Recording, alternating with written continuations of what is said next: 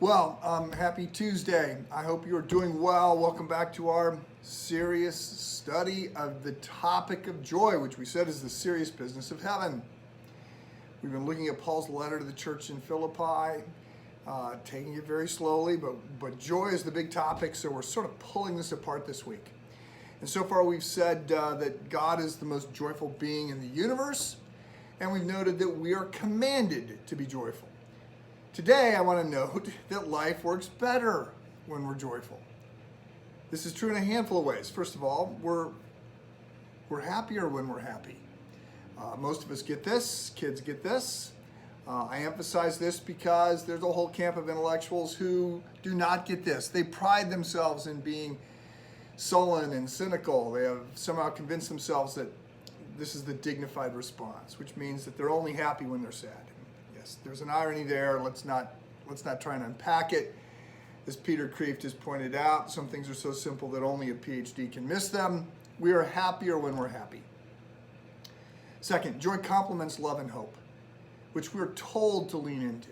It's hard to be loving and hopeful and joyless. Thirdly, joy brings energy.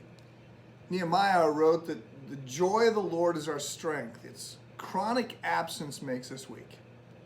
And the list goes on. Joy makes sin look more attractive. If we label all joys and pleasures as sinful distractions, that actually weakens our efforts to live a godly life. It doesn't strengthen it.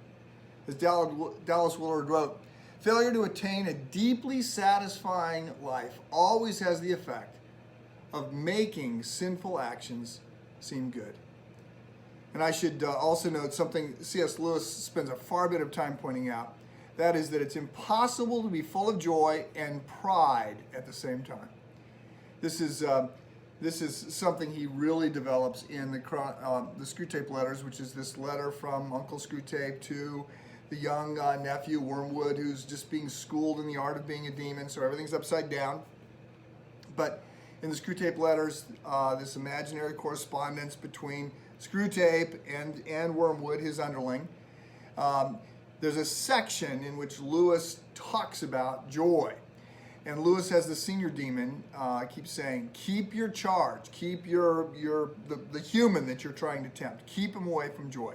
We do not understand it. We've never been able to produce it.